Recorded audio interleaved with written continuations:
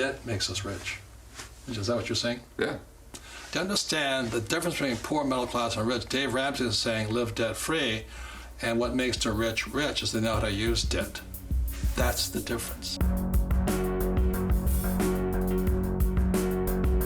You've got to create an automated structure so you can pay yourself first. So many people that budget do it because if they don't, all the money goes away through something called Parkinson's Law.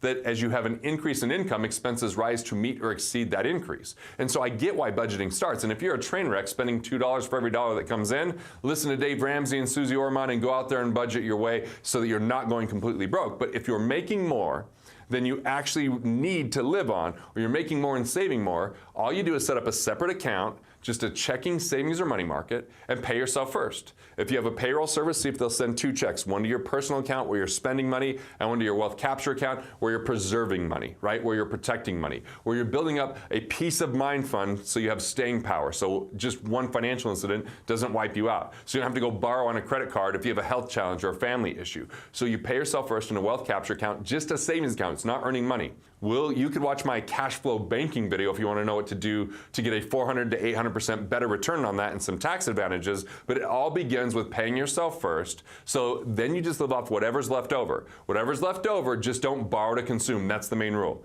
Do not borrow to consume. Use the cash that's at hand and continue to look to create more value. Invest in yourself. So what does that mean? Rather than putting your money in everyone else's dreams, in a stock market you don't control, in the things that you don't understand, hoping for the best, let's think about the impact equation. Number one, how can you reach more people with the value you create?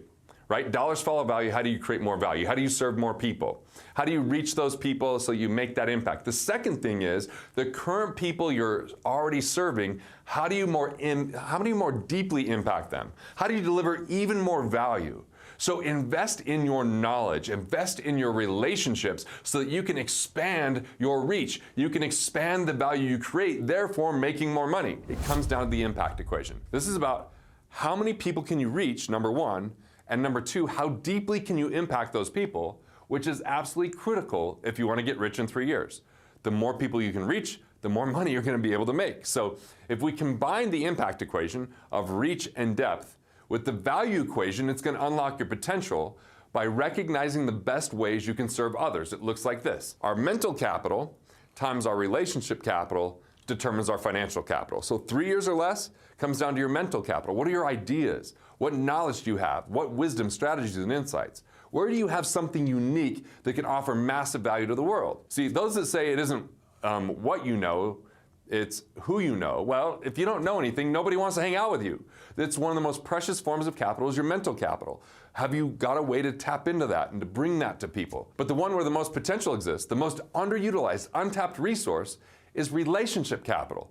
People are the only true assets. You are your greatest asset, not that stock, bond, or piece of real estate. So relationship capital comes in the form of networks, organizations, customers, friends, family, and the bridge between your mental capital and relationship capital is business. And the currency is value creation. So if you have a money problem, it's never really a money problem, that's only a symptom. Let me be clear, there are plenty of problems out there in the world that people throw money at and it doesn't really help.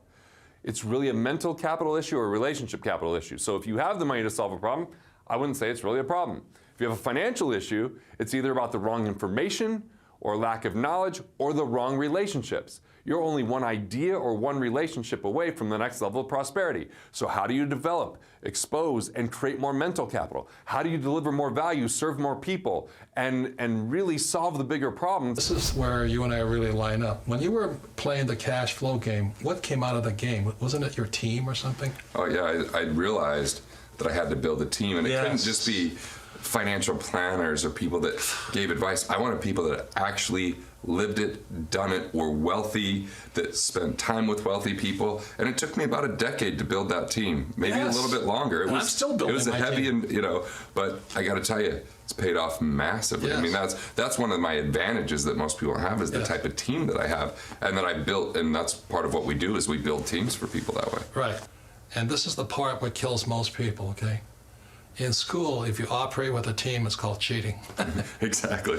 So tell them what your team consists of today, because it's the same thing I say. My team is called my Rich Dad Advisors. Right? Yeah.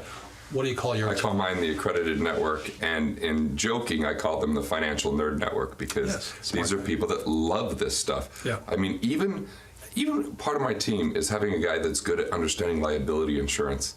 He can read he can tell you off the top of his head any contract, how it works, how to transfer risk. It's amazing. I want you to do that. On my team too, it's not the rich dad advisor, but I have an insurance guy who reads all the insurance contracts. Yep.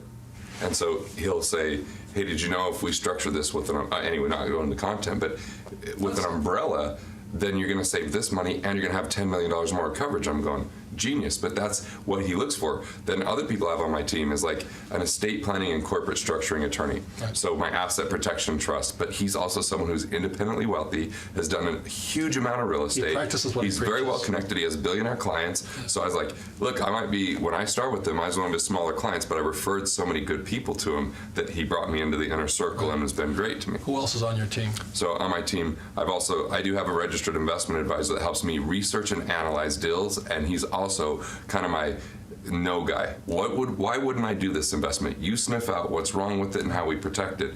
Then I also have a cash flow specialist that his job is just to look and analyze cash flow and make sure I look great to the banks. So when I go to a bank, I look good because my cash flow's good, collateral's right, credit's there. And when I talk about, you should have a team, what stops most people from having a team is in school, you were taught that you have to be the smartest guy. Yeah. Are you the smartest guy on your team? No. I'm not the smartest guy on my team. If I were, I'd be in trouble, right? Because you always want a room of people that help you grow. The most stupid people are people who think they're smart. And I've been that person. I know all the answers. I meet these guys who are PhDs, MBAs, accountants, lawyers. They think they're the smartest guy, and they don't ask for help. And I was always a dumb in school, so I always ask the smart kids about stuff. So when it comes to investing, I look for the smartest guys that practice what they preach. So they're called rich dad advisors. If you want to follow the rules of the rich, you have to have an amazing team, an intelligent team. And when you do that, you'll pay less in tax because of how you utilize and leverage debt, and it'll help you acquire assets, and you focus on cash flow, not on 30 years waiting for retirement to come around. See, I believe you can't shrink your way to wealth, and ultimately, the problems we face in the world can be solved with the people and resources we already have, if they only knew about the value equation. Let me break this down into 3 simple parts. The first one is recover cash. There are 5 levers to becoming economically independent. That's to recover cash, that's to engineer wealth, that's to accelerate investment income, that's to scale revenue, and then make it count. We'll get more into what those 5 things are, but that methodology and framework helps. To recover cash being the first of those things, it's about the 4 I's. Finding if you've overpaid the IRS, maximizing your deductions, or taking on reclassification so you pay less tax on the dollars you earn. The second of the 4 I's is interest. These are the 3 R's. This is about restructuring loans. This is about reallocating resources if you have underperforming assets that can pay off higher interest rate loans, or it's about renegotiating to better interest rates. So restructure, reallocation, and renegotiation is on the second I of interest. The third I is investments. It's about turning them into cash flow. It's about protecting the downside, and most importantly, it's about removing unnecessary fees that don't add to performance. And the fourth I is insurance. It's about eliminating inefficiency or duplicate costs by making sure you have the right design. So that's the first of the 5 levers. The second lever is to engineer wealth. Engineering wealth is about knowing your monthly expenses and creating cash flow from your assets to cover those basic expenses. Now, the first way you can do that is in the third lever. It's to accelerate investment income. Where do you already have assets that you could turn into cash flow? Turn any accumulation assets into producing monthly cash flow, because the game is about cash flow first, cash flow second, and cash flow third. Now, how do you scale your revenue? This is about increasing your earnings by adding more value, making a greater impact, and being more strategic with your time. That's the fourth lever. So the first is recover cash. The second is to engineer wealth, to figure out what your monthly number is and create assets to cover those basic expenses. The third is to accelerate investment income, which is make everything you have turn into cash flow and recurring revenue to cover your basic expenses. Then scaling your revenue. That's investing back in yourself. That's growing your business. That's about the things that you can eliminate from your life that don't add enough value, so you can do more of the things that add the most value, therefore creating a bigger impact, therefore making more money. And then the fifth lever is to make it count. See, you are your greatest asset, not a stock or a bond or piece of real estate. So what are you doing to relax? rejuvenate, and have some recreation so that when you show back up to do something, you're the best version of who you are. And it's about determining what success means to you. So you can learn to say no to things that aren't right for you and discern opportunities from distractions. Debt makes us rich. Is that what you're saying? Yeah. To understand the difference between poor, middle class, and rich, Dave Ramsey is saying live debt-free, and what makes the rich rich is they know how to use debt. That's the difference. That's why in 1973 I came back from Vietnam. My rich dad said take a real estate course. It had nothing to do with real estate. It had to do with real estate is debt and taxes. And I had to learn how to buy a piece of property using 100% debt. Once I learned to buy a property with 100% debt and still make $25, I knew I could make money off of debt. Yep. Whereas Dave Ramsey is saying live debt-free, and Susan's saying cut up your credit card. And what happened to your taxes? Oh, wait, hold on. Yeah. Okay, so debt makes the rich rich, right? Yep. Okay, now the more debt you have and the more real estate you buy, what happens to taxes? It's going to continue to go down. You pay zero tax. Yep. Do you understand that what makes again, everything is covered in this book, it's opposite. The more real estate I buy using debt, the less tax I pay, the more money I make. Your financial advice depends on who you are. So if you're poor, Susie Orman. You're middle class, it's Dave Ramsey, live debt-free. Cut up your credit cards. Now we get to the rich. And the rich are opposite, and that's what I cover in this book here, Second Chance. Everything the poor and middle class do, the rich do differently. For example, I don't want to get out of debt. I love debt. No, that's what I hear a person say to me is, I don't have any money, so I can't invest. Well, that's a poor and middle class thought. Right. You see, I don't need my money. The banks will give me all the money I want. And so last year, well, this year, 2015, we refinanced $300 million of debt. $300 million is not Donald Trump money. It's 1/3 of $1 billion. But we refinanced it down from 5% to 2.5%. Some nice cash flow. You know just how came much your money way. we made refinancing $300 million in debt? And how cheap is that money? See, Yeah, and that's what's so funny, right? The money's Yeah. cheapest before, but Susie's saying get out of debt. well, here's a really Or good. Ramsey will say. Yeah, here's a good couple of questions to see where someone's mindset is. I like to ask them, if I'm willing to lend you money at 0%, how much would you take? See, and if someone doesn't tell me they take as much as they can get, I know they're in the middle class or the poverty. Yeah. Or if I say, if I'm not charging interest, how fast do you want to pay me back? Right. They should be saying, I want to pay you back as slowly as possible. The other thing is, are you afraid of a market crash? Not for me. No. You see, the other thing a person... I'll make more money during that time. That's it. You see, the average person who is following the invest for the long term, they're terrified of a market crash. And the real reality is, when the markets come down, the rich get richer.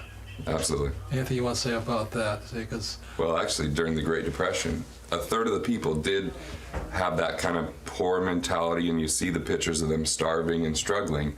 But a third of the people actually maintained. The middle class, they fought hard. It was a struggle, but they were okay. But a third of the people made more money because they looked at it a completely different way, and there was plenty of opportunity if you had the right sight. yeah, and I'm preparing all the time for the crash. Right.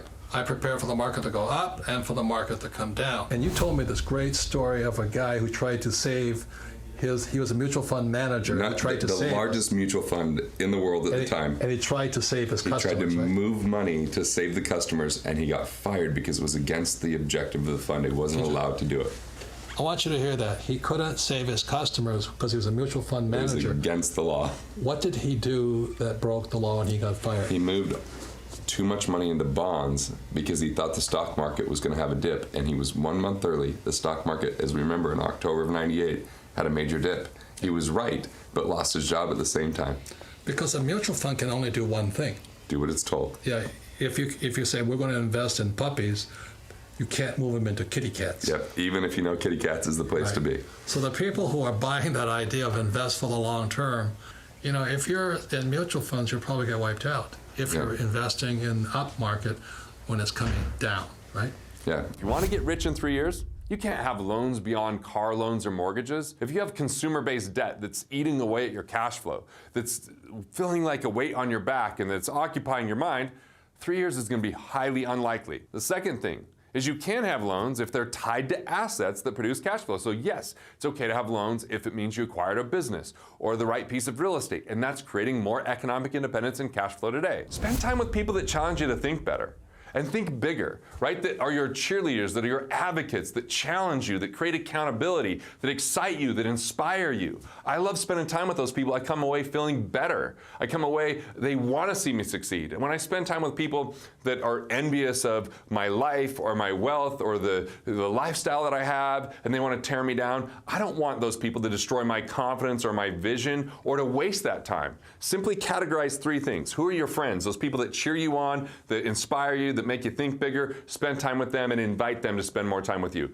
Who are the people it's time to be friendly with? Friendly means they don't want to see you succeed, or they don't share your values, or they're a drain on you. Say no to their invitations in the nicest way and stop inviting them to things. And buddies might not inspire you. They might not have you think bigger, but they're fun to be around. Just spend less time with them, even though you can spend time with them, and spend more time with your friends. You have to have upside potential where you work or own a business. So upside potential is great where if you work somewhere, you can participate in the upside, but you don't have the risks of the downside.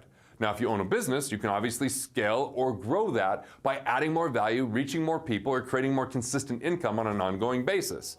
Now, you might even have a side hustle that can bring in extra money. It's known that 70% of Americans do right now. As simple as having Airbnb on their own home, to using the Turo app on their car so they could rent it out. I mean, to being a driver for Lyft or Uber. There's so many things that can be done. Those are just the really basic ones. Want to master your money? Want to figure out the things that you could do to improve your finances? Click here and check out more videos like this on Money Matters.